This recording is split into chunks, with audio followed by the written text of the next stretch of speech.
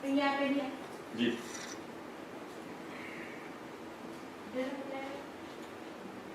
Okay check करता हूँ YouTube वाला करना यूट्यूब का भी स्टार्ट में एक साइड यूट्यूब में भी स्टार्ट करेंगे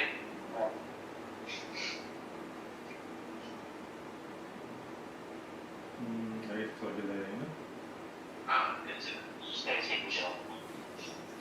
Very different years, yeah. Yeah, very different. I don't know if do you remember me? Yeah. From Hajj? Yeah. This guy remembers everyone. Yeah. So remember like an elephant. He sees a million people everywhere. He remembers everyone. Yeah. I'm with Al-Kawthar, Sidi Radila.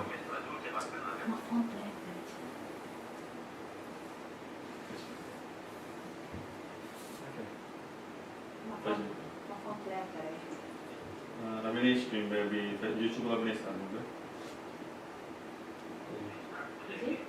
नहीं You're not even a member. Hey, please. Well, I'm requested to be a member. Videos में आया Requested, yeah? Yes.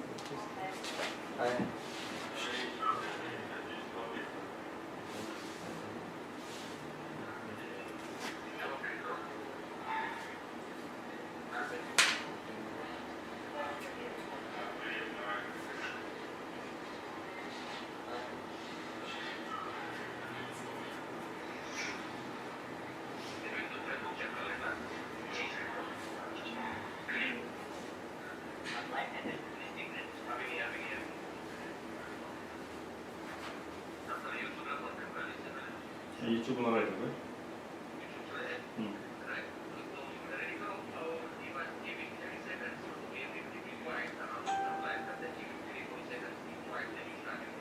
Ismail, ready to go? Yep. Go live. Go live, we'll start in 30 seconds.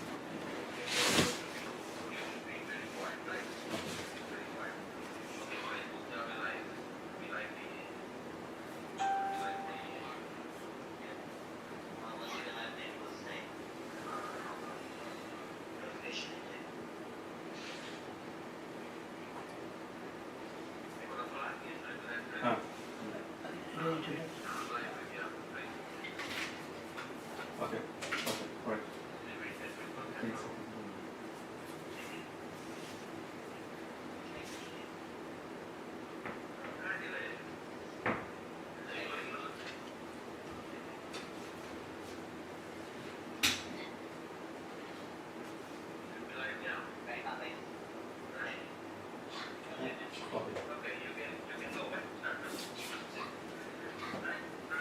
Okay, thanks.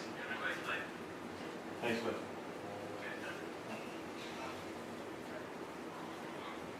Assalamu alaikum wa rahmatullahi wa barakatuh. Bismillahir Rahmanir Rahim. Alhamdulillah Alameen. My name is Abu Munir Ismail Davids. I'm the CEO of National Zakat Foundation Australia. Alhamdulillah, Jazakallah khairan to all the brothers and sisters from Green Valley Masjid who has kindly requested me to talk a bit about the pillar of Zakat tonight. I feel honored and privileged to speak on this particular subject and to be honored to be asked to speak for the Green Valley Masjid Committee. Jazakallah khair, my brothers, and Allah reward everybody and bless this last 10 days of Ramadan. And I know for some tonight is an odd night, so keep everybody in your du'as. And alhamdulillah, though this Ramadan has been a different Ramadan and very special in many ways and missing a lot of things, but alhamdulillah, in Allah's mercy that we're also enjoying different things such as praying at home, reading more Quran, etc. But tonight, alhamdulillah, I want to talk to you briefly about the subject of Zakat. Now, the subject of Zakat is generally a very boring subject, so to speak, unfortunately, because it is very lightly treated in most lessons. There's very seldom a lecture on Zakat except in Ramadan. There's very seldom in the school curriculum. When he talks about Zakat, it basically touches it on very lightly. And there's a lot of issues around Zakat that people, our Muslims, don't actually grasp how powerful and beautiful this pillar of Zakat actually is. Now, like our Tawheed, our belief, I mean, you can attend lessons for a whole year on Aqidah, then you can attend the lessons for a whole year just on Salah. But when it comes to Zakat, there's just one 30-minute lesson, and then it talks about Ramadan and fasting. You can attend lessons for months, and then Hajj, many lessons as well. Now, we need to appreciate this pillar of Zakat, because this pillar is actually the heart of our 5 pillars. Before I continue, I need to also separate the issue of charity, helping fellow Muslims in Australia for that matter, or overseas, helping the poor, those who are struggling. We need to separate that matter from the subject of Zakat. So over the many years now, what's happened is become synonymous. Zakat and helping poor people. And the poor, although poor is a category, but for tonight I'd just like us for a moment to pause and say, let us learn the rules and regulations about Zakat. And once we understand the rules and regulations about Zakat, we need to see that how do we apply that. Now, we're not arguing about local versus overseas. We are talking about the rules and regulations of what all the scholars agree on when it comes to the pillar of Zakat. So Zakat has its own rules, it has its own guidelines. So helping families and Muslims overseas is our Islamic responsibility. We have to do this, but it is not a Zakat matter. So let's look at that, and we'll come back to that point inshallah. So learning about Zakat, to calculate, to pay, who to pay, we need to understand this rule. So I'll touch on most of those things tonight inshallah, and I hope it can clarify a few things for us inshallah. Now, specifically in today when we have the COVID-19 issue, it's very, very important to understand it, especially now in this current situation. So how does the Zakat, how does it become prominent in this day and age because of COVID-19? There are so many things that happened in this particular pandemic that Islam showed that its rules and regulations are far advanced in how to deal with these things. An example, the hand washing, how we wash our hands more than 5 times a day, social distancing, coughing into your arms, coughing and sneezing and holding your hands. All of these matters, Islam, it's a no-brainer for us. I mean, now the sisters in niqab is actually fashion now. Nobody worries about them. They're not that noticeable. But this is the protection from Allah, that our religion is so beautiful and so powerful. Now, from a financial aspect, so many people are struggling. So many people are out of work. And where is the solution for that? If you look at the government of Australia, where they're providing all these stimulus and the centering process and all of that, it is all, if you look at what they're implementing, is principles of Zakat actually, not that they're implementing Zakat, but a lot of the principles are there. So if we look at the categories of Zakat, there are 8 categories of Zakat, there are 8 recipients of Zakat. We need to understand that. Most of us only know the poor, about Zakat, the poor, 2.5%, and how to avoid paying Zakat. My brothers and sisters, Zakat is an immense, powerful welfare social system embedded in Islam that Allah has ordained for us and made it a pillar so that we can benefit from it. All of the pillars, all of the rules in Islam, everything, if we don't implement it properly, if we don't understand it, we will not have the true benefits from that pillar. And Zakat today, I was reading an article today, it says that if all the Muslims pay their Zakat around the world, it will be $1 trillion. $1 trillion US will be paid in Zakat. The World Health Organization estimate that to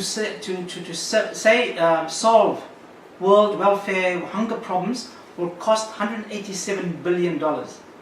So if we just use the $1 trillion of Zakat that we are meant to pay, nobody will need money anyway, because there will be enough money to solve the world's problems, not only the Muslims, but so much of the world's problems. So let's look quickly at COVID-19. How does COVID-19 affect the categories of Zakat, so that just to dispel that issue of the poor? Now, the 4 categories that is affected straight away with this COVID-19 situation, and that what we see as NZF, so I'm not making this stuff up, I'm not guessing this stuff. We at NZF, we used to have 50 cases on average per week.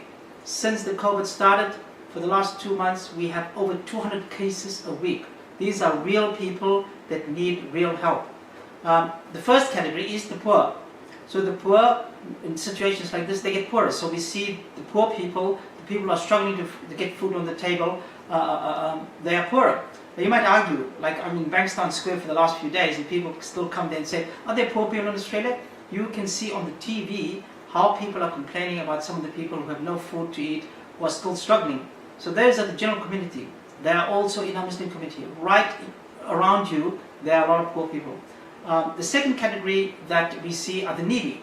So the needy are people that they're not poor necessarily, but it's maybe an IT, an engineering person who's lost his job because he's on a 457 visa, or he's not a permanent resident, or hasn't been there long enough, so he gets laid off. He's got no other income. He's not eligible for job seeker. He's not eligible for job keeper, so he has no money.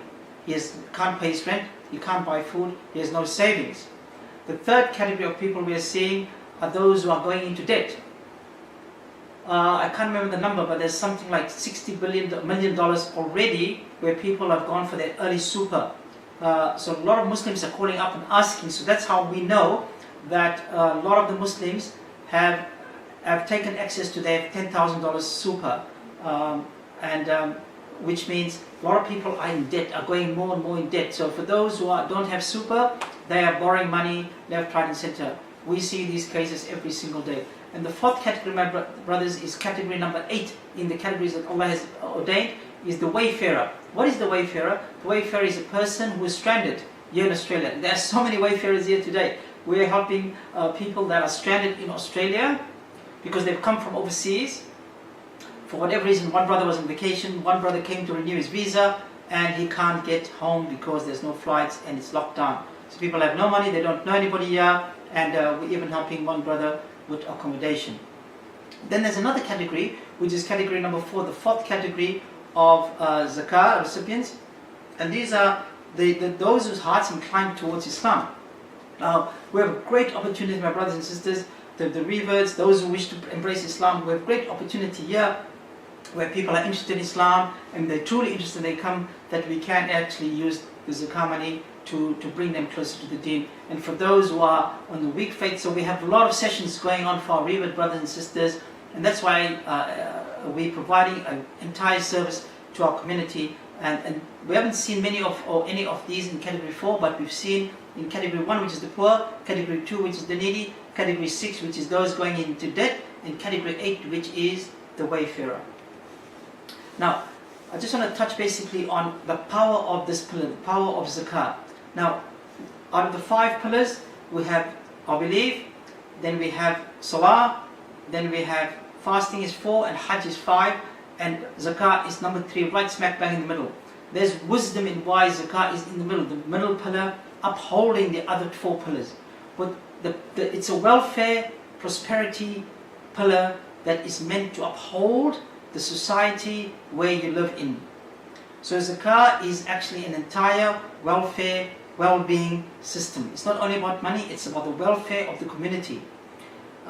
So the pillar in the middle is basically about money, and this is the thing we love the most. So let's just look at the power of this beautiful pillar and why it is not only specifically about money, but what is the benefits in that. Also about the 5 pillars, 2 of the pillars are very visible, 2 are invisible, and 1 has both components, visible and invisible components. The visible ones is Salah and Hajj. The invisible ones is Tawheed and fasting. Zakat, the special one, has both. It has visible characteristics and invisible characteristics. What are the visible characteristics of Zakat? When you actually physically pay your Zakat to somebody, when somebody actually receives the Zakat, those are the visible aspects of Zakat. The invisible aspects of Zakat are things like when you're actually sitting at home at night, calculating your Zakat, looking at your bank account, looking at the money that you got under your pillow, and then you're the only one who knows how much you've got. So it's invisible. You want to cheat about when you weigh the gold and the silver, or you want to pretend you don't know this money exists, so it's an invisible component about Zakat.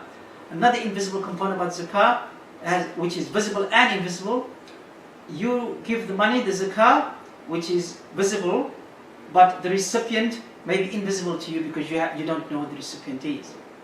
Alright? But for the recipient, it's visible. That's how beautiful and powerful this religion is, and how this particular pillar is, and how special it is. Now, my brothers and sisters, besides it being that special, Allah Ta'ala promises many things when it comes to zakat.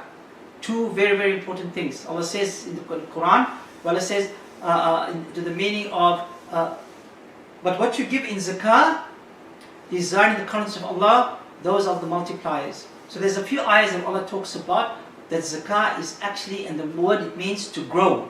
So Allah Ta'ala tells us, my brothers and sisters, when you pay your zakah, your money, Allah says, your money that you have will grow. Now, if you have $1,000 and you gave me $100, you have 900 left. Common sense tells you that $900 is less than 1,000.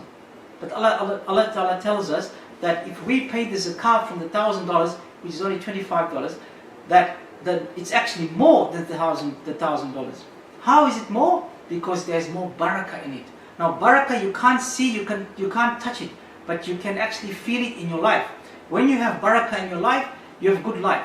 When you have barakah in your money, you can do much more with your money.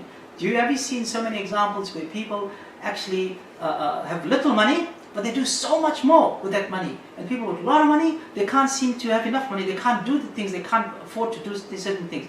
That is people who have barakah in the money. So Allah guarantees us, my brothers and sisters, that if you pay your zakah, the money that you have left will grow, it will become more. Now, which organization today, or which bank, or which Islamic organization can tell you that if you invest with us today, we are guaranteeing you a return that it will increase? Nobody can guarantee you that. But Allah guarantees us that if you pay your zakah, Allah guarantees you it will grow. These days, people are calling us up and saying, Brother Ismail, I have $10,000 in the bank. With this COVID-19, I've lost my job. I'm not sure, this is the only savings I've got. I don't know how long I'm going to be out of a job. Do you think I should still pay my zakah?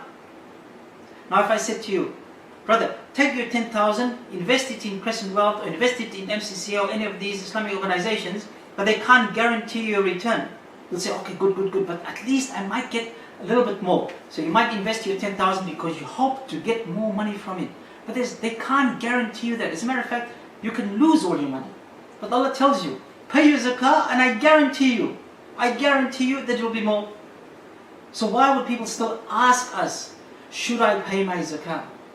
Remember, the zakah is not only a pillar, it's an obligation and a debt you owe to Allah. That's why when people die in your seer, one of the things for somebody who dies, you can say, has he got any zakah left to pay? From his will, you need to pay his zakah because it is a debt that you owe to Allah. One of the things that we know, you cannot enter Jannah until all your debts are forgiven. So if you owe people money, you better make sure you pay them. This debt is not to people, this debt is to Allah. To pay your zakah is a debt that Allah has bestowed upon you, and it is the right of the recipient. So when the recipient walks into the masjid, when the recipient walks into any place and says, where is my zakah? You need to give it to him. You need to say, it's his right, it belongs to him. It doesn't belong to you. That money doesn't belong to you. So the first thing is it grows. The second thing is that it purifies your money. Now when we say it purifies your money, Prophet ﷺ said that the zakah, if there's money that the zakah hasn't been paid on it, all the money is contaminated. Meaning that if you, just take an example, if you have a glass of milk, white glass of milk, it's white, and you throw a drop of blue ink in it, it will actually make the whole glass of milk blue, right? And then, similarly, if you have $1,000 and you haven't paid your $25 of zakah on it, it has contaminated the entire $1,000. So in order to purify, Allah says, clean your money, purify your money, pay the zakah. So, for those who want to worry about savings, whether I have enough money for the COVID-19 and whether I'm going to have enough savings to feed my family, Allah tells you, pay the zakah and I will increase it for you and it purifies your money. And then the third part in the ayah, in one of the ayahs, Allah says, and then give blessings and salawat on those who pay their zakah. So Allah says, give them salawat and Allah actually gives blessings on those who pay their zakah. So you have three benefits in paying your zakah. Firstly, it grows it. Secondly, it cleanses it. And thirdly, Allah sends blessings upon you for just paying the zakah. Now, Zakah is mentioned 32 times in the Quran, 28 times with Salah, my brothers and sisters, 28 times with Salah. The first thing we will be asked about on the day of Qiyamah is Salah, about our Salah. That's our first question. Imagine you went to uni and you're going to write an exam and you know the questions that you're going to get. Why would you fail the exam? But how many of us will fail the exam on the day of Qiyamah when Allah will ask us about our Salah? Have we prayed? Have we prayed? How good was our Salah? But Zakah has two questions. Not Zakah but money. The next two questions, how have you earned your money and what have you spent it on? Allah will ask you about this. Now imagine you've earned your money, you spent it, but you didn't pay your Zakah. What do you think will happen on this day? Allah will ask you. You will be obligated and you will be in trouble for not paying your Zakah. Now, another very, very important thing about Zakah, the third category of people or recipients of Zakah is Amilin Alayya, the people who actually work in the Zakah. So this is a big subject. But why do you think Allah puts this as number 3? First, the poor, or fuqara masakin, wa amilin alayha. The third category, right after the poor and the needy, Allah says, and pay those who will distribute the Zakah. So what is Allah implying there? That do this properly.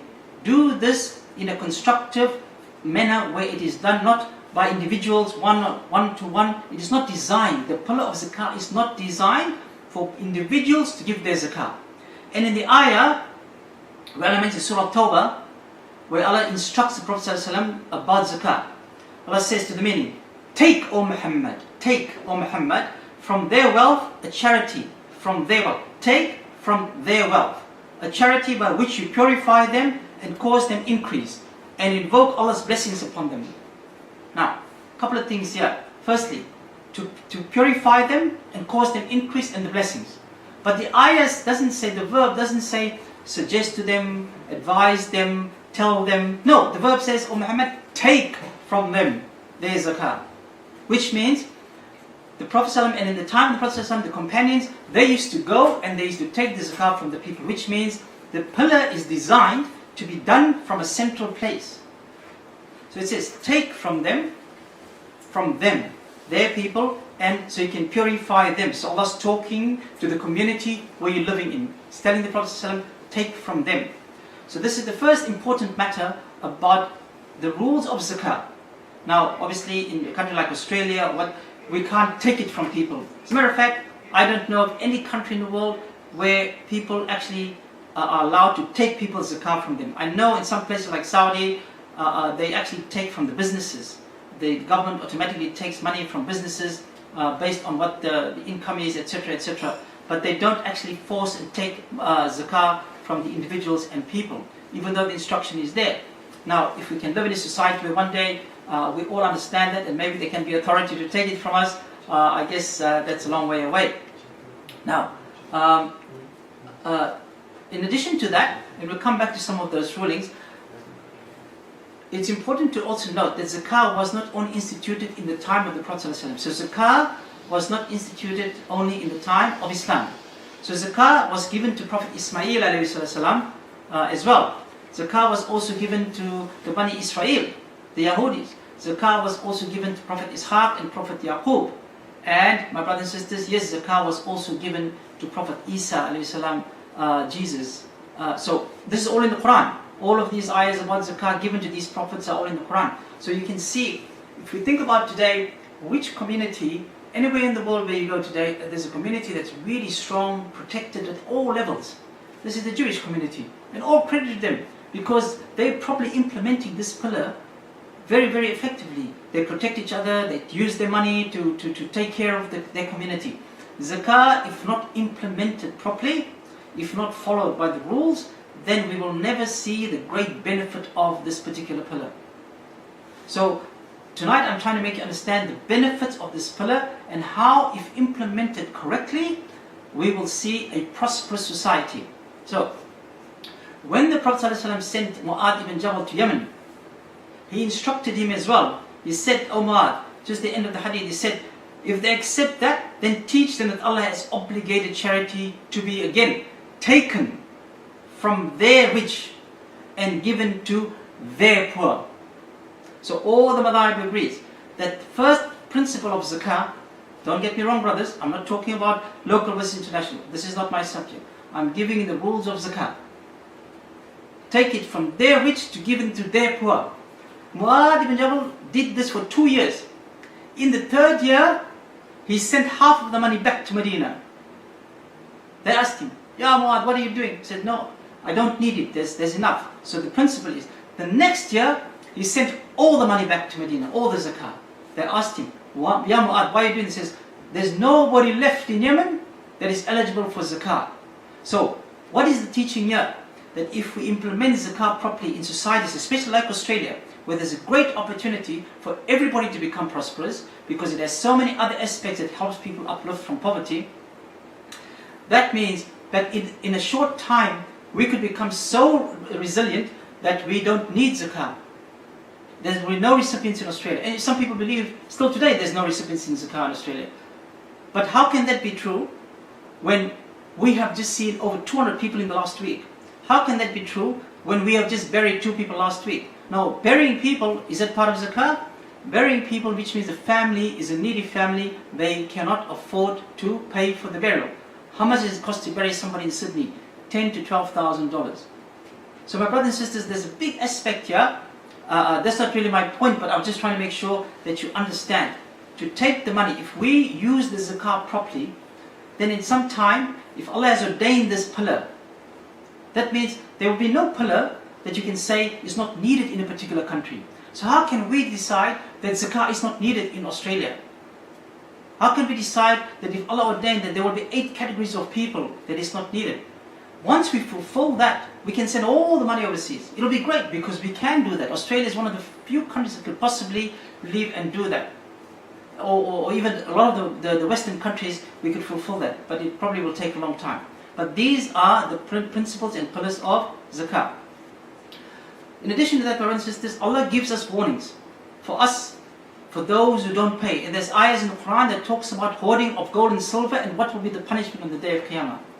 The principle of zakah is not to hoard. Not to hoard gold and silver and money, meaning keeping it and saving it, keeping it for a rainy day. Islam does not believe in a rainy day, keeping things for a rainy day. We have to have tawakkul in Allah to believe that everything will be given to us. What is ordained for us will happen to us. So Allah warns us in the Quran, for all of those who have hoarded their gold and silver, and the implication is here, did not pay the zakah on it. Did not pay the zakah on it. We had a session the other night when we talked to the sisters, and I'll talk a bit about that as well. The sisters in our community in Islam, very few of them understand this pillar. So how is it that our sisters suddenly a pillar doesn't apply to them?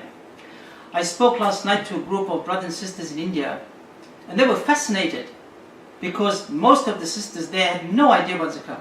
Tonight, when we spoke the other night about the women in Islam and the zakah related to sisters, one of the sisters has 300 followers on Instagram, and she said not one of them even knew the difference between zakat al-fitr and zakat al-mal. So this particular pillar is very, very not well understood in many of our community members. As a matter of fact, in Bankstown, there's a brother who came up. I'll give you just a quick example. One brother came up and he said to me, I want to put in some money. So we've got the zakat al-fitr box, we've got the zakat sadaqah box, and the zakat al-mal box. I said, well, which one do you want to pay? He said, I'm not sure, anyone. I said, what do you want to pay? He said, well, I'm not fasting. I said, okay, you need to pay fidya. And then he said, okay, which one? I said, give it to me because we didn't have a fidya box. I said to him, why are you not fasting, brother? And then he smiled, he said, I just don't feel like it. So no, then you can't give fidya because you can't give fidya, you can't fast because you don't feel like it. But the point is, another brother came and then he said to me, how much is zakat al-fitr? I said, it's $12, based on annex things. He says, no, brother, it's $5, and then he wanted to argue about the $5. Anyway, that's besides the point. Just to show the understanding of people don't understand zakat al-fitr and zakat al-mal. Now, let me talk to you briefly about some of the benefits of zakah that's not well understood. In Islam, we cannot force anybody to do anything, an act of ibadah. You can't force somebody to pray, you can't force somebody to fast, you can't force somebody to go to Hajj. But you can actually, by rule, by the history, force somebody to pay zakat. Though we can't. But if you look at the history of this particular pillar, Abu Bakr radiallahu anhu, when he was the Khalifa at the time, some of the people in the outskirts refused to pay the zakah, and he declared war on them. And he said, I will go and declare war on them, and I will fight them to take the zakah from them. Imagine, a pillar so powerful that Abu Bakr radiallahu anhu actually went to war against those who refused to pay zakah. And yet today, we are umming and ahhing whether we shouldn't we, how much, what am I supposed to do. People find all sorts of excuses for not paying zakah. A sister called me last week. She says, brother, I need you to help me. I'm looking for ruling. I've got $40,000 in my offset account. You have it, she's got an offset account, $40,000 just sitting there. Offset account meaning it's just there to help with the mortgage payment, and she doesn't touch it at all. She said, and everybody's telling me I need to pay zakah on it. I said, yes sister, so if you're looking for somebody to tell you you don't have to pay zakah, it's going to be a while before you find that person, because you have to pay zakah on this money. She said, but if I pay the $800 on the $40,000, I'll have less money. And she was looking for somebody to give her that answer. And I said to her, sister, let me tell you something. If you pay the $800 right now, tomorrow that money will be more, because Allah has already guaranteed Allah will put barakah in it. Secondly, you will need to purify that $40,000. And Allah says, to purify it, you need to pay it. So many people are finding excuses not to pay it. I'm not sure if I convinced her, but she said, Jazakallah khairan. She's probably gone on to somebody else until she found somebody to tell her she doesn't have to pay it. Now, zakah, paying zakah and receiving zakah creates love for the religion.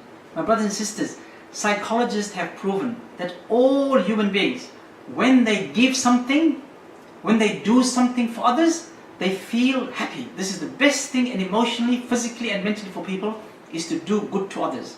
Our religion is endowed with this, to do good. We are encouraged day after day, do good, help here, help your parents, help your brothers, help your sisters. The pillar of zakat, this is what it's about. So, when you give somebody something, when you actually paying your zakat, knowing it's going to help somebody, whether it's here, whether it's overseas, whether it's your family members, you feel the love for this beautiful religion.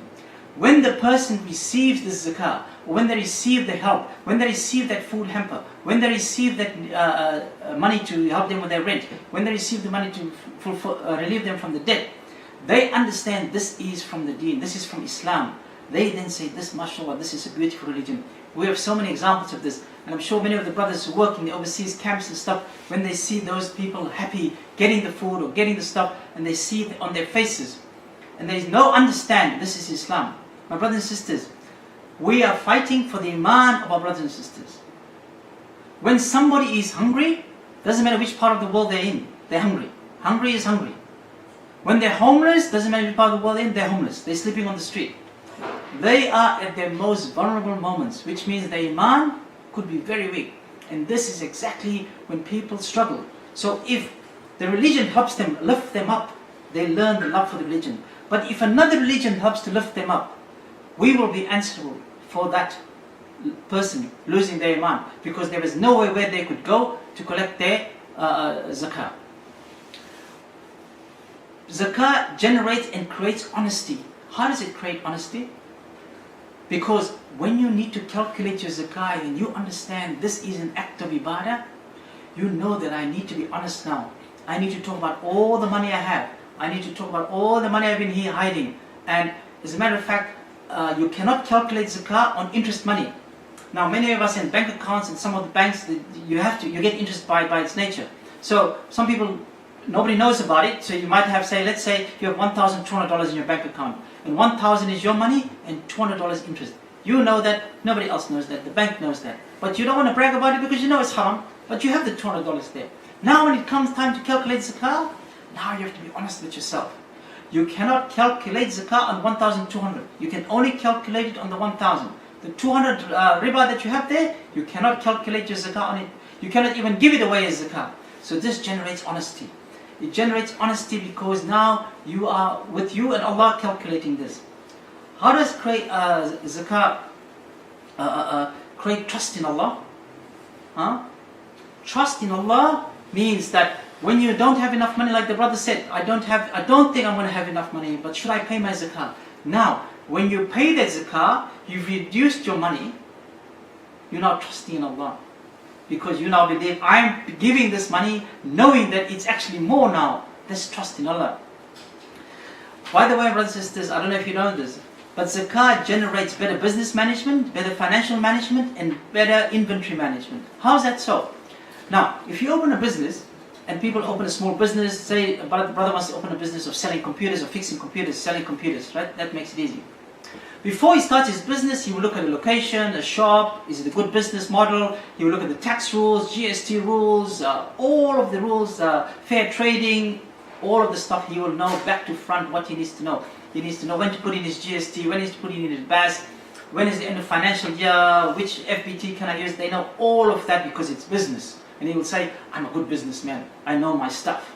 My brothers and sisters, when you want to be a good businessman and know your stuff, you better know your zakah stuff as well. Because in order to open a business, you must understand the zakah implications of that. An example, if you're selling computers, you buy the computers for $300 and you sell it for $1,000. Now your zakah anniversary comes along, you need to now pay your zakah on the inventory you have. Now do you pay the zakah on the $300 or the $1,000 you're selling it for? Most people say the $300. No, you need to pay zakah on the sell price. So, if you have say 100 laptops left in your inventory, it's a big zakah bill you need to pay. 100 times 1,000, right? It's 100,000 that you need to pay that as part of your zakah. Now, when you know that from the beginning, what would you do better? One thing you'll do, you'll make sure you don't charge that much. You won't charge 1,000 because you paid 300 for it. You might charge 600 instead of 1,000. So people benefit from it.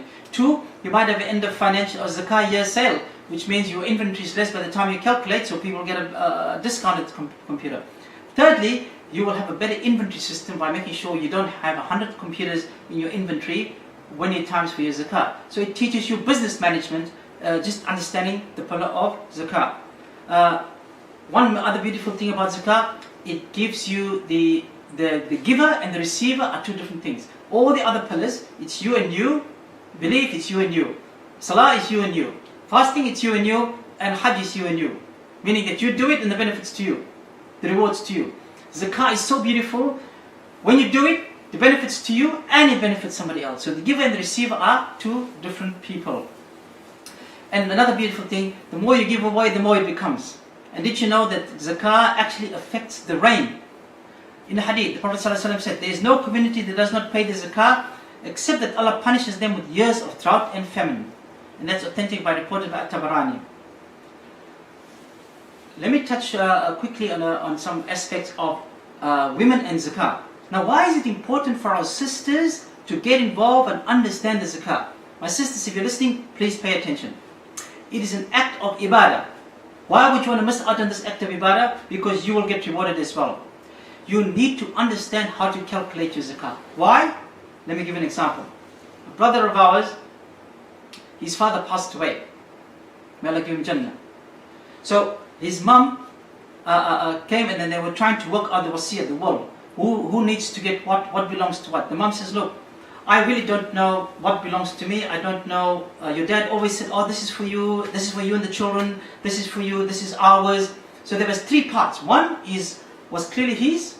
2, we used to say, this is ours. And 3 used to say, this is for you and the children. But nothing was written down. No contract, nothing was written. So she had no idea which parts of the properties, the money that they had actually belonged to her, which part belonged to the husband, and which part belonged to both of them. So this is making the wasiyah very complicated.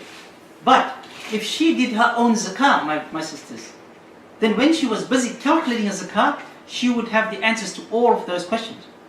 Meaning that she would know which property belonged to her, how much of the money is actually hers, because she is actually calculating her own zakah. So can you see the beauty of this pillar? The Prophet ﷺ, when he spoke to Aisha radiallahu anha about the bangle on her hand, he said, did you pay your zakah on that? He did not say, why didn't you tell me that so I could pay your zakah? He said, did you pay? Meaning the responsibility is on the person to make sure they pay it, my sisters. Why don't you want to get the reward of calculating and get the reward of the invisible component of zakah? You want to understand the rules of your wealth? your money will be cleansed and purified. And also because zakat generates love for the religion, when people do it, they're paid. Sisters, you also need to do that. When you generate it, when you give it, when you pay it, you'll feel that beauty and you'll see the love for the religion. So please implement this and try and calculate your own zakat. And one strange thing, maybe brothers might not agree with this, but a lot of the sisters have money that the husbands don't know about. I don't know how many of you know that, but maybe a brother called me the other day and he said to me, I'm sitting here with my wife, we're calculating the zakat, and can you give us a quick hand? I said, yep, we went through the stuff. I said, okay, now have you got you can calculate it together as long as you know what the rules are. So he said, okay, I've got my wife's stuff, I've got everything, and I said to him, have you got everything of your wives? He said, yes. I said, okay, did you ask her? He said, why should I ask her? I know. I said, no, did you ask her? I said, why don't you ask her, is there anything in there that she knows that she didn't tell you? And he paused for a moment and thought, oh, this is embarrassing. But I said, ask her. And I was getting worried because it was funny. Anyway, he turned around and he asked her, he said, is there anything else? And then she just smiled. And he said, well, I'll call you back. So, what do you think happened then? What do you think happened?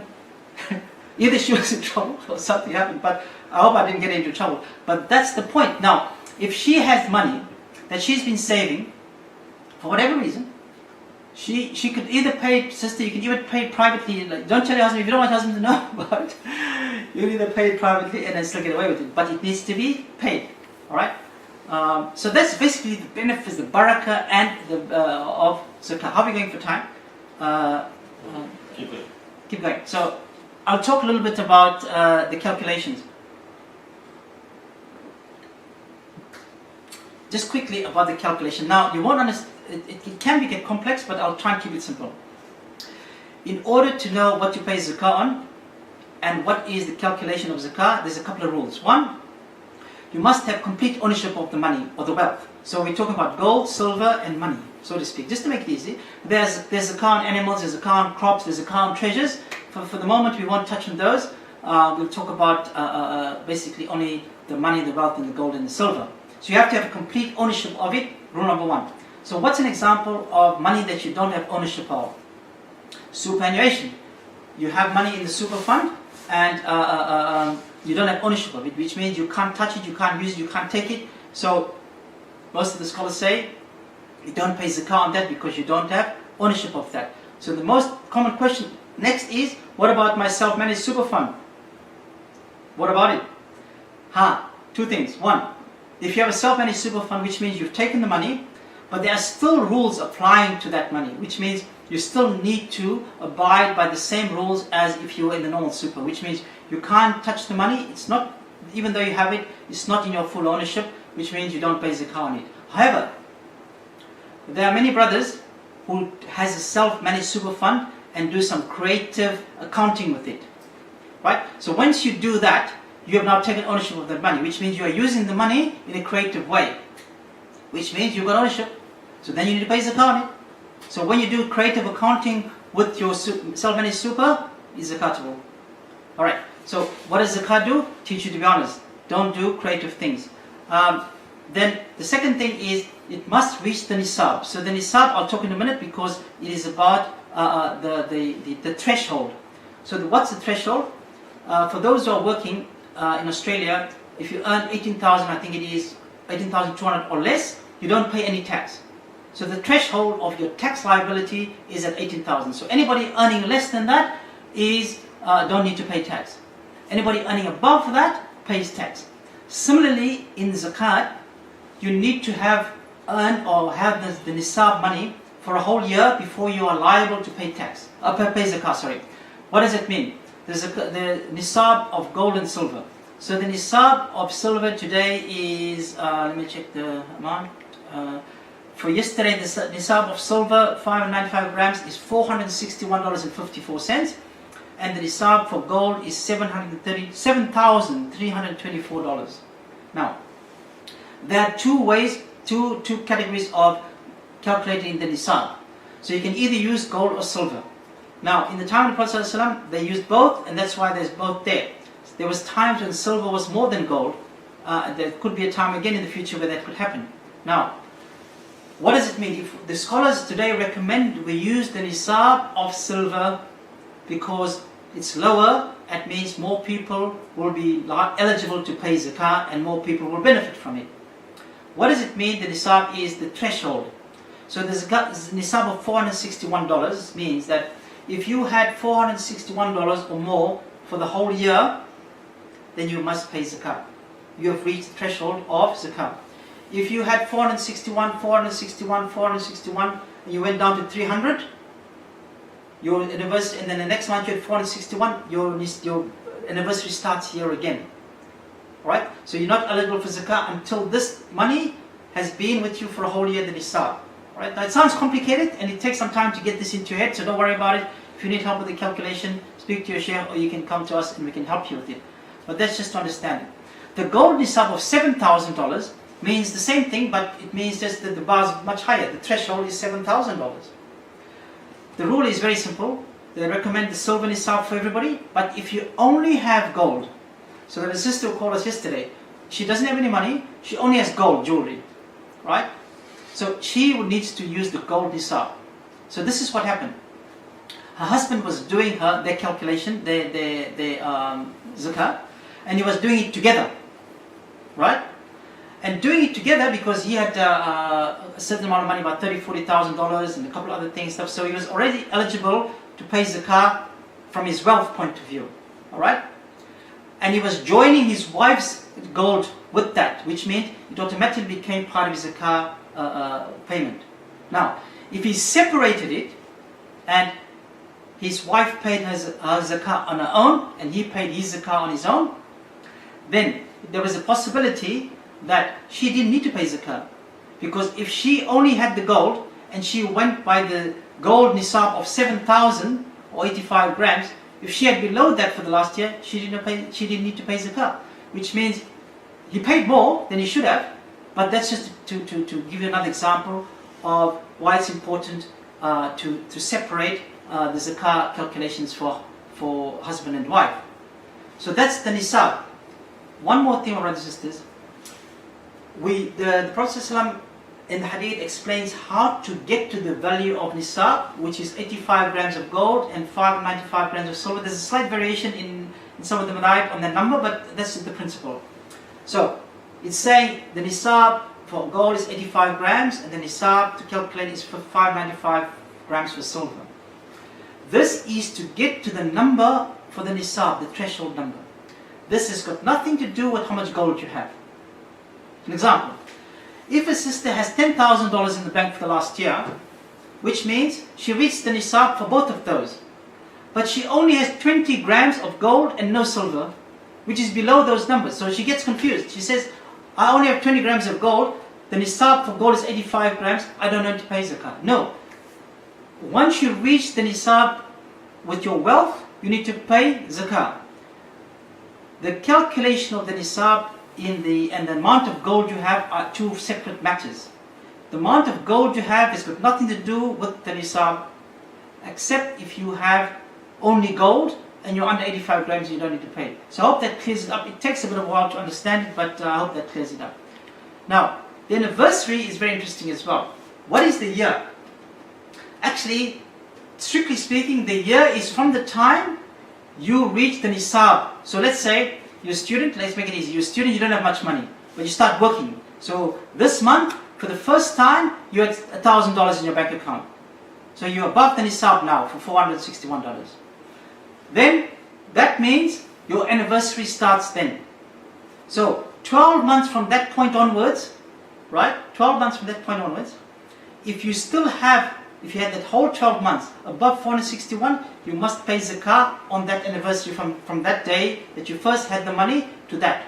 Now, very few people can remember that. So, the scholars actually, the Hanafi madhab says that the best way is for you to determine a date. Right? So that's why a lot of people pay in Ramadan, and because it's a day they can remember. So let's say you determine a date in Ramadan. So today is the 21st of Ramadan for some, and 22nd for others. But let's say you chose a day in Ramadan. You can't choose any day in Ramadan. You have to choose a day in Ramadan. So choose a day that you can remember, a number that you can remember. So a lot of people choose 27th night because nobody can forget 27th night. So let's for argument's sake say you chose today, which is the 21st of Ramadan. So if you say today is my Zakat anniversary, then last year 21st of Ramadan, how much money did I have? If I had $500 and I had more than 461 all the way through to this Ramadan, then I pay Zakat on all the money that I have. And on what do I pay? Do I pay on the money that I have, the most money that I had? Do I pay on the money that I had for a whole year? Or do I pay on the money that I have in my bank account today? You have three options. One, if you say that I will only pay on the amount that I had for the last year. So let's say you had last Ramadan 21st, I had 500. Then I had next month 530. Then I had 590. Then I had 600. Then I had 900. Then I came back to 530. Then I had 500. Then I had 400, 540, etc., etc., etc. So we come to today, you have 530 in your bank account. So if you decide to pay only the 500, because the 500 is the one that's all across, you had $500 definitely for the last year, that's fine, great, you need to do that, and you pay on 500.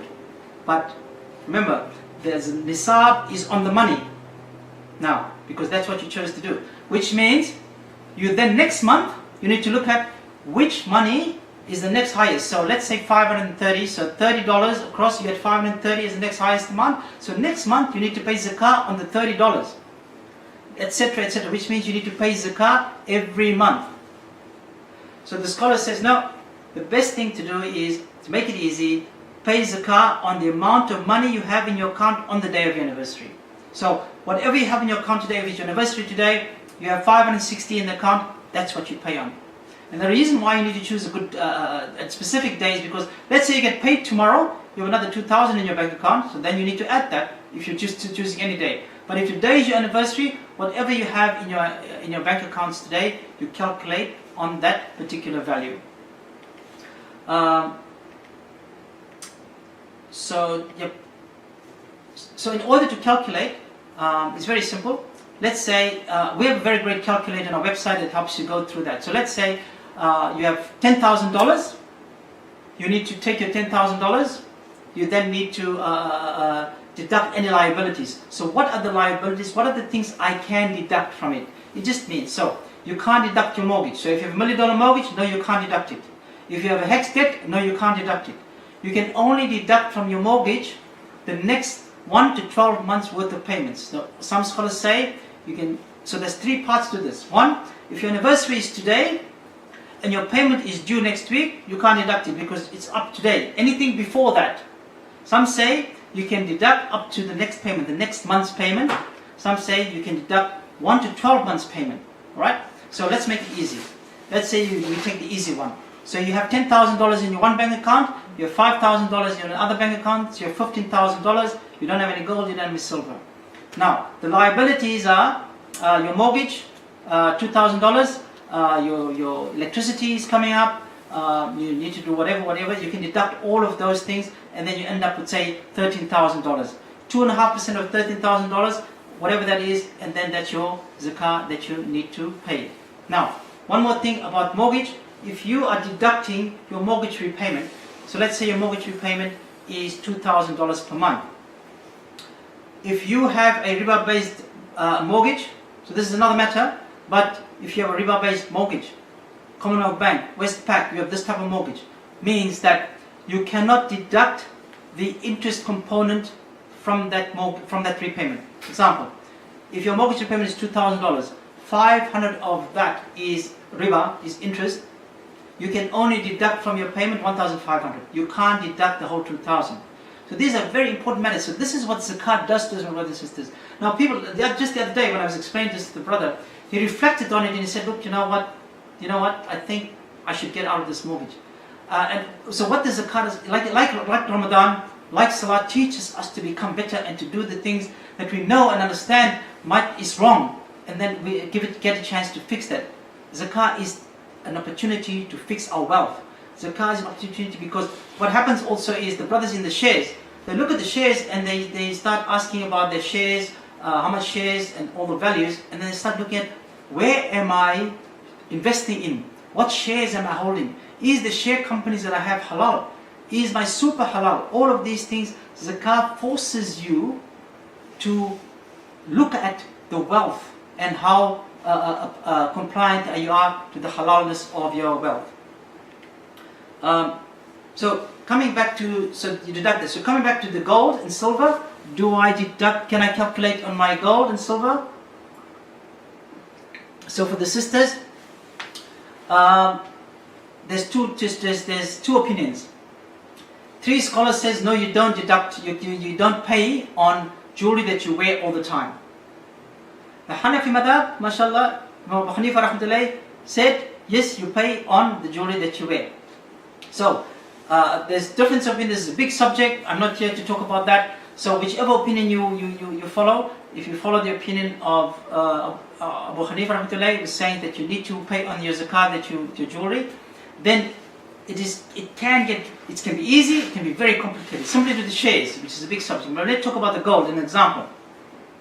Now, the sisters have gold, and then it's 18 karat, 24 karat, 22 karat, there's diamonds in it, there's all sorts of things in it. So what do I calculate on? So, in the calculator, basically, in our calculator, it calculates on 24 karat pure gold. So if you put grams in there, if you put 80 grams, example, if you put 80 grams, and the reason I know this answer because I did it last night with somebody, it comes to $6,900 and something dollars. So it will say to 80 grams of gold is worth today $6,900 and something dollars, right? Now that is pure gold, 24 karat. But you might say my ring is not worth is not pure gold. So we know we're working on the calculator to make sure that it can be more accurate. But the following thing is, if it's 22 karat, it is only 91.7%. If it is 18 karat, it is only 75%, right? So when we worked it out, 80 grams is actually of 24 karat is actually equal to 60 grams of 24 karat, 18 karat, sorry, 22 karat, 18 karat. So it can get complicated. So I said the easiest thing for the sister to do, the easiest thing to do is to go take your gold, go to the jeweler and say, how much is this worth if I sold it today? How much this gold would be? How much would you give me for this gold if I sold it to you today? And the jeweler says, look, all of this is whatever, it's worth $5,000. You plug that $5,000 in as part of your money that you have. And that's the easiest way to do that. If you need more detailed calculation of that, please see us or speak to a sheikh and they will help you to do that. Similarly, when it comes to shares, it's a big subject. There are different views on shares and there's different types of shares. When you have shares in the market where you're buying and selling Telstra shares, Optus shares, all of these type of shares, buying and selling, you pay on the value of those shares on your anniversary. So today, if I have 1,000 shares in Telstra as an example, if I sold those shares today, how much are they worth? That's the amount to put in. Then there are long-term shares where you get dividends and you own part of the company, etc., etc. The scholars say you only pay on the dividends of those shares, you don't pay on the principal of those shares. Then there are also shares, you need to speak to somebody that can help you calculate your zakah eligibility on shares. Also for those who have inventory, who have businesses. I'm sure if you go into a Muslim business today and you say to the brother, how much is your zakah bill today, or what's your zakah liability? You go, oh, I don't know, I have no idea. But let me again ask you this: if the tax man walked into your office or your business and he says, based on what I see in your business, you owe me $10,000 in tax, unless you prove to me otherwise, and these are the rules. What are you going to do? You'll make sure you have every single item inventorized in that business to make sure you prove to him, now I don't owe you 10,000, I only owe you 2,000. My brothers and sisters, let me ask you this: on the day of Qiyamah, are you ready to stand in front of Allah to say, I have paid all my zakat debts that I was due to me? You better be ready, because this question is coming for you. You can't treat this lightly. You can't say just, oh, I'm guessing. When we did the sisters talk the other night, the sister said, oh, I just guessed from the same amount I did last year in my jewelry. I said, value your jewelry this year because the gold is much higher this year. And when she just texted me today, actually, she said, man, it is so much more, which means I would have underpaid.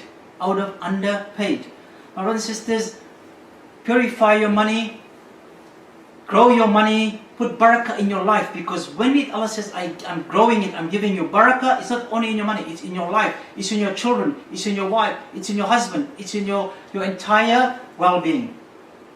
So that is in relation to businesses. When it comes to investment properties, quickly, basically very simple. If you own an investment property, a house that you bought to just invest in and you're getting rental, there is no zakah on the investment property itself. There is no zakah on the rental, so to speak, except the net money that you have left from anniversary to anniversary. So an example, 21st of Ramadan is my anniversary. I bought a house 5 years ago, and it's an investment property. I'm getting rental, I'm paying the water, I'm paying all this kind of stuff. What money you have left today, based on that rental property, if you, some of us negative gear, you don't even have any left. Or let's say you made a profit, net profit of $500 across the year, you just add that to your income as part of your calculation. When it comes to investments of properties, land, all of that, it all comes down to the intention of why you have that property. If you're buying and selling housing property, this becomes your inventory. If you bought a piece of land, very important about the intention. If you bought a piece of land and you're not sure what you're going to do with it, you think about it later, then there's no zakah on it. But if you bought it to sell, to make money from it, there's zakah on it. So intention is very, very important. Let's just iterate that what I'm saying tonight is it's a fiqh matter about zakah calculation. There's many, many different views and opinions and rulings on many of these things. And it's not, I'm just giving you the high level, broad concepts. But each person, if you have a very unique situation, it is best you sit down with a scholar and let them help you calculate your zakah. You don't pay zakah on your homes, the house you live in. You don't pay zakah on your shoes, you don't pay zakah on your car. Even if you have 5 cars outside, Porsches and Lamborghinis, unless you're selling them, you don't pay on them. Your wife doesn't have to pay zakah on all the beautiful bags, Prada, all of those type of bags. You might have 100 bags in the cupboard, you don't pay zakah on it. It's not zakatable. For business people, traders, you don't pay zakah on your tools, you don't pay zakah on your van. None of that is zakatable. Super, we talked about. Zakah on shares and investments, we talked about. Now, when it comes to loans, if you borrowed money from somebody, or somebody borrowed money from you, there's a thing called what we call a strong loan or a weak loan. So if I say a friend of mine borrowed $1,000 from me, and I know I'm going to get my $1,000 back. 100%, it's a good loan, it's a good person, he just needs some time, he's going to give it back to me. I should add that $1,000 as part of my money. But if it's a wishy-washy, I'm not sure I'm going to get it, whatever, then I don't need to add it. But as soon as I get it, I need to pay zakah on it. Alright? So that's basically a very, very simple part of that. Now, in conclusion, my brothers, zakah is only 2.5% of your wealth for those paying. But for the receiver, it is 100%. So your 2.5% is the receiver's 100%. So remember that, my brothers and sisters, next time you think about that. So quickly, if you haven't paid zakah in the last few years, or you've never paid zakah before, and you're going, oh, I need to get this, we also have a means to calculate what we call missed zakah. If you missed zakah, there's a methodology of how to help you calculate the days and the years that you've missed. So come and see us, call us, speak to a sheikh, speak to your local sheikh, speak to your imam, and let them help you calculate your missed zakah. Very simple, it's the same rule as you would apply if you didn't miss it, like from last year to this year. You paid, and you say, okay, I didn't pay the year before. Then you go back to the year, the anniversary year, you choose the same time as an example. You determine what, to the best of your ability, how much money you had, and all of that, the same rules.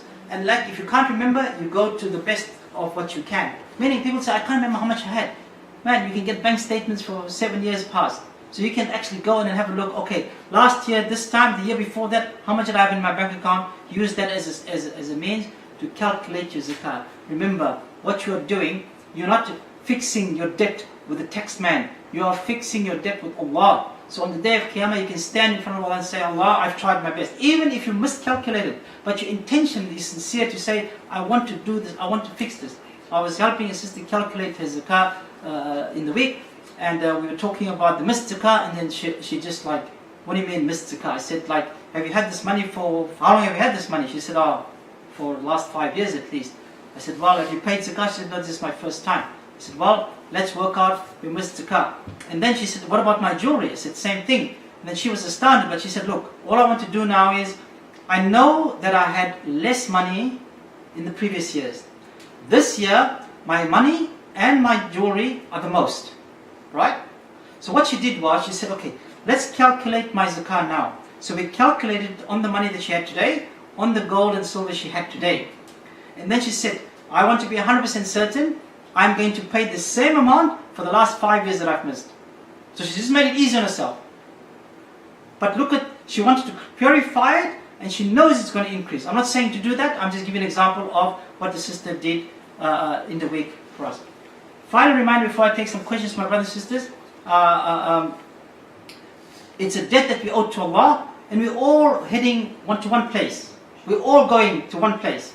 We're going to the grave. We're all going to die. So fix your affairs before you get there. Many times I've been to janazah where the family stands up and says, does my father or my mother who's died here owe anybody any money here? Right? What you should also ask, does my father or mother owe any money to Allah? So one of the things you always need to ask if somebody passes away, especially close family members, check that they have paid their zakah correctly. Because one of the things you can fix for them, apart from performing hajj for them or paying their debts off, is paying their debt off to Allah. So my brothers and sisters, I hope that what I've explained tonight makes some sense. Anything that I've said that is correct is all from Allah, and everything that I said that is wrong is from me and the shaitan.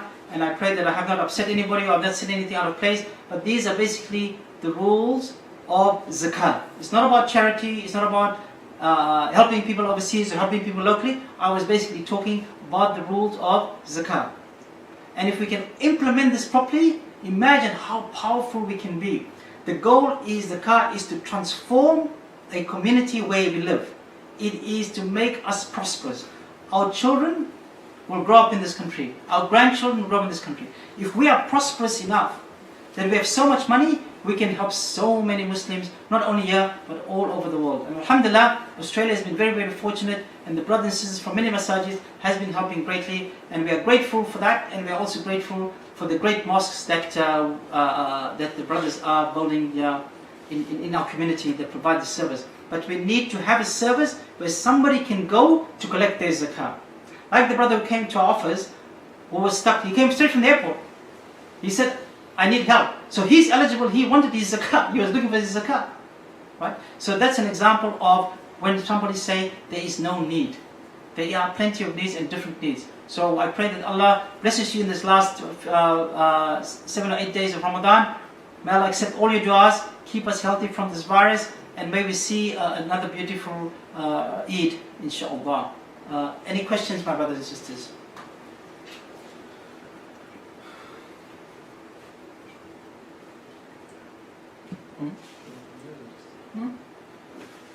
Okay, so you've answered a couple of questions already. But, so brothers asked a very good question. Assalamu alaikum, brother. I have a couple of zakat questions. Firstly, is zakat payable on a loan amount that is sitting in my account waiting to be used for building a house?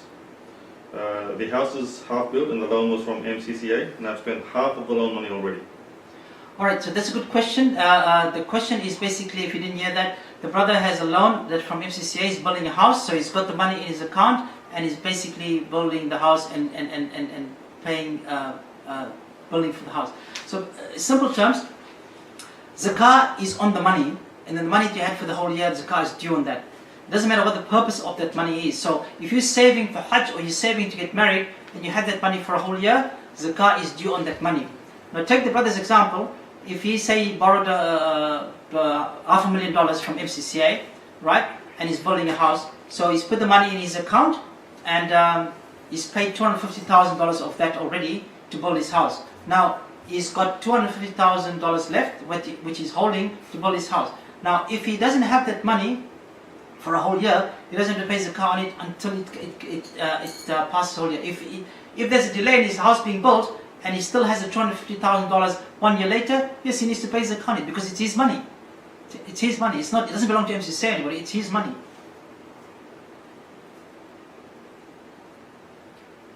Okay. Another question from another brother regarding business accounts. What's that? One sec. Also, while I'm waiting for the question, if you have money in your offset account, so offset account is basically a mortgage and you're putting some money away, offset account, redraw accounts, all this money, you have to pay zakat on this money. Okay, so brothers asked a good question. When you run a business, do you pay zakat on amounts receivable owing to you? If yes, how do you work out the amount if payment terms are 30 days from end of month? Do you look at the amount that was owing to you on the same date last year? For example, if you owed 50k last year, this year you owe 25k, pay zakat against 25k? So if you don't have the money, so basically what he's saying is that today's my anniversary, but I've got money that needs to come in. So it comes again to almost like a strong loan versus a weak loan. So if definitely that money is coming in, is supposed to have it, then it's best to pay zakat on it on that anniversary because the money is owed to him and he's going to get it. Okay, I think that was it, except for just one more, but I think you've answered this question. Zakat payable on cars. I have 3 work vehicles and 2 private. 2 what vehicles? Work vehicles. No, you don't pay work as in his taxi made probably. No. So you don't pay zakat on any vehicles. If you're a taxi driver, you don't pay zakat on your car itself. It's almost like your tools. So if you're a tradie, you build a house or something, you don't pay zakat on any of the tools that you use to trade with. That was the questions. The rest of the answers you've already given. Alright, Jazakallah khair. I hope that it's been a benefit to you, and once again, Jazakallah khair for the Green Valley Masjid for allowing me to have a chat to them about zakah. And you have a very, very qualified imams and sheikhs there. If you have any complex questions, please see them, or if you need some help or calculation, then we're welcome to help you. And Jazakallah khair for the great work done by the brothers at the Green Valley Masjid. Jazakallah khair, Ismail. Wa alaikum salam wa rahmatullahi wa barakatuh.